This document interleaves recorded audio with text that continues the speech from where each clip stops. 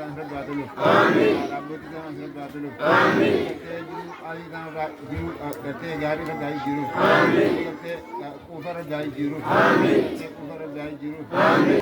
Guyyaa gammachuu dachaati sababni guyyaa gammachuu dachaati jenneefis guyyaa hojiin tola ooltummaadha akka mootummaa keenyaatti bakka guddaa qabdi dhaloota obboleeyyan keessanii dhageettii fi beekamtii guddaa nu kennanii gaafii xiqqoo gaafanne akka haa'umsaatti gaafii xiqqoo gaafanne san dachaa godhanii deebisaa nu kennan guyyaa muraasa keessatti kunis maali barattoota sababa bara kana caamsaan as dheeratee maatiin hedduu oomisha dhabee waarkaa dhabuutiin barataan hedduu osoo hin galmaa'in daftaraa fi qalama dhabee mana keessatti hawaasa keessatti akkanaaf obboleeyyan keessan kaa'amma dhaabbata bakka bu'anii obboleeyyan isaanii hafanis bakka bu'anii dhufan duraan dursee maqaa amanni bulchiinsaa raddaa aannan hundeetiin galata jecha galchuu barbaadu.